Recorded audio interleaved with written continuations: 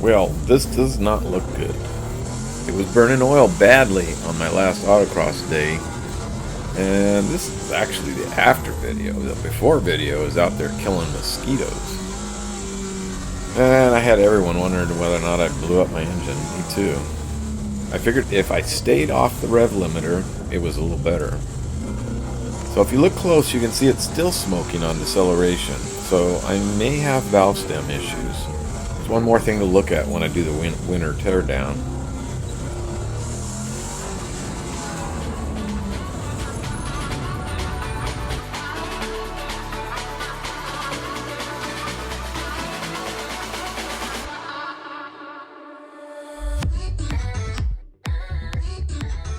So hey all, welcome to Budget Outlaws, and if you're like us and you'll like to screw around with cars, but you're on a budget, click on that subscribe button and we'll have a go at this journey together.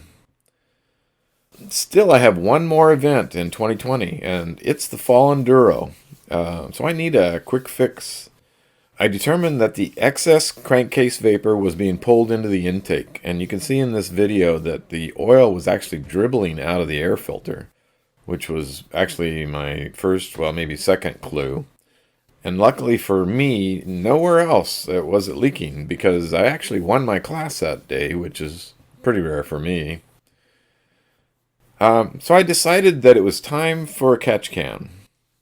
Now I had this one that might work, but some research on Amazon found this nice looking unit for only $25.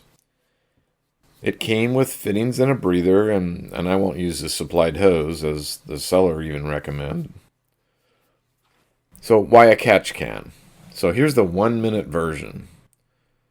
Combustion chambers create a pressure in the crankcase from the cylinder pressures leaking by the rings. The higher the cylinder pressure is, the more crankcase pressure. Now that pressure has to go somewhere, or it will build up pressure and the seals begin to let go, including front and rear main seals, and that can make a huge mess. Not to mention loss of horsepower, engine efficiency, dirty engines, buildup of gunk, and so on. Well, many old race engines just use breathers on the valve covers. The catch can provides a way to catch the solid material, which is oil and contaminants, before it gets pulled into your intake or gets spewed out into the atmosphere and probably all over your engine compartment. To get started, I mounted the can on the firewall, and I'll probably have to redo this, but this will get me through the last race, and then, well, anything goes. Really, anything. But like I said, this is a test. This will get me through the Enduro. Okay, let's see how many times I said that. I started with this one, then I tried number 2, and actually tested after this one, but I still got a puff of smoke. And it was probably just residual, but I kept looking. So then I figured I should do 3. But 4 looked better. And I tested again after 4, and that, that was pretty good. But still, there was a little puff of smoke. Then I found this post. And I'll just read it. With one of the guys said, with the LS6 valley cover, I'd run a fresh air inlet port on both valve covers so that you can effectively displace more dirty crankcase vapors with fresh air. And then this guy confirmed it, as well as some others. Right.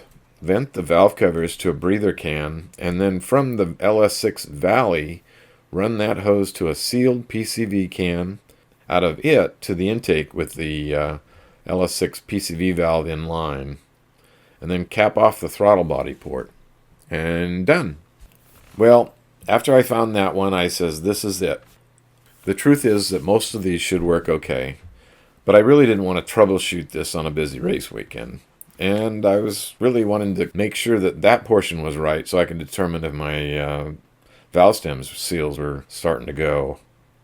Getting it rerouted for this scenario number 5 was easy enough, but getting to the valley port was nearly impossible with it jammed up against the firewall. So I did the next best thing and I removed the teed portion and blocked it off, and that was going to the driver's valley cover or rocker cover. And that gave me a line that would go directly to the input side of the catch can. Then I added a PCV valve back in line from the out of the catch can to the intake manifold port. And that took care of the dirty side of the crankcase venting system.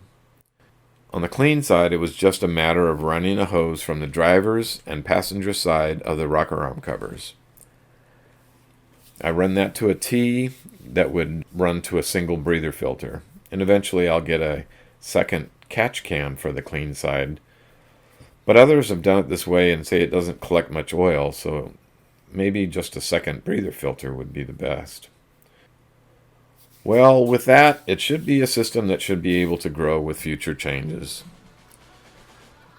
Well, thanks for watching, and Andrew and I really appreciate all the new subscribers, and we're blown away with the response to some of these videos.